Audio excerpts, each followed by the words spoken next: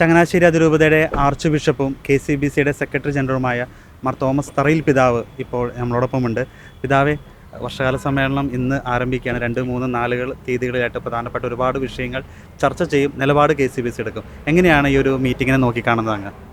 വളരെ പ്രതീക്ഷയോടുകൂടിയാണ്. കാരണം കേരളത്തിലെ 42ഓളം പിതാക്കന്മാർ, 3 റീത്തുകളിലുമുള്ള 42ഓളം പിതാക്കന്മാർ ഒരുമിച്ചുകൂടി സഭയുടെയും സമൂഹത്തിൻ്റെയും പ്രധാനപ്പെട്ട കാര്യങ്ങളൊക്കെ ചർച്ച ചെയ്യുന്ന ഒരു വേദിയാണ്.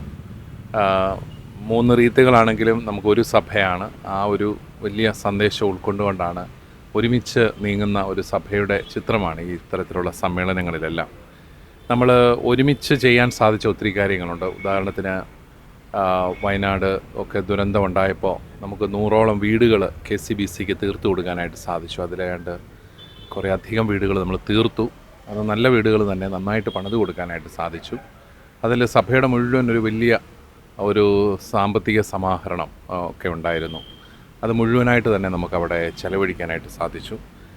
അതിൻ്റെ പണികളൊക്കെ നടന്നുകൊണ്ടിരിക്കുകയാണ് ബാക്കിയുള്ള വീടുകളുടെ. അപ്പോൾ അതിൻ്റേതായ വിലയിരുത്തലുകളും കാര്യങ്ങളും ഒക്കെ ഉണ്ട്. അതുപോലെ തന്നെ സഭയെ ബാധിക്കുന്ന ആനുകാലിക പ്രശ്നങ്ങൾ, പിന്നെ പുതിയ സർക്കാർ വന്നു, സഭയുടെ പ്രതീക്ഷകൾ, ഇതെല്ലാം ചർച്ച ചെയ്ത് മുന്നോട്ട് പോകാനുള്ള വഴികൾ തുറക്കുന്ന ഒരു സമ്മേളനമായിരിക്കും. ഈ ഒരു ന്യൂനപക്ഷം, ക്രൈസ്തവർ കേരള ന്യൂനപക്ഷമാണ്. അപ്പോൾ ന്യൂനപക്ഷ അവകാശങ്ങൾ പലപ്പോഴും സഭ ആവശ്യപ്പെടുന്ന പല കാര്യങ്ങളും കഴിഞ്ഞ 10 വർഷമായിട്ട് ആവശ്യപ്പെടുന്നുണ്ട്. ഇപ്പോഴും അതേ ആ കാര്യങ്ങൾ നടക്കുന്നു. JB കോശി കമ്മീഷൻ റിപ്പോർട്ടുണ്ട്, മലയോര പ്രദേശത്തെ പ്രശ്നമുണ്ട്, കർഷകരുടെ പ്രശ്നം, തീരദേശ പ്രദേശത്തുണ്ട്, മുനമ്പം വിഷയമുണ്ട്.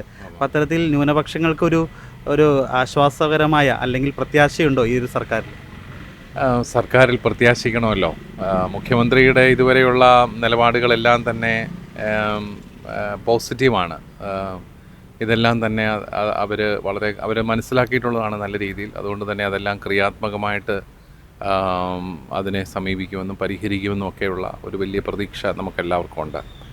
നമ്മൾ പിന്നെ ഈ ഗവൺമെൻറ് വന്നിട്ട് 1-2 ആഴ്ചയായുള്ളൂ. നമുക്ക് തീർച്ചയായിട്ടും അവർ നല്ല രീതിയിൽ കാര്യങ്ങളെല്ലാം ചെയ്യും എന്ന് തന്നെ. നമ്മൾ ക്രൈസ്തവരൊരിക്കലും ക്രൈസ്തവരുടെ മാത്രമായിട്ടുള്ള കാര്യങ്ങൾക്ക് വേണ്ടി ഗവൺമെൻറ്റിൻ്റെ അടുക്കൽ പോകാറില്ല.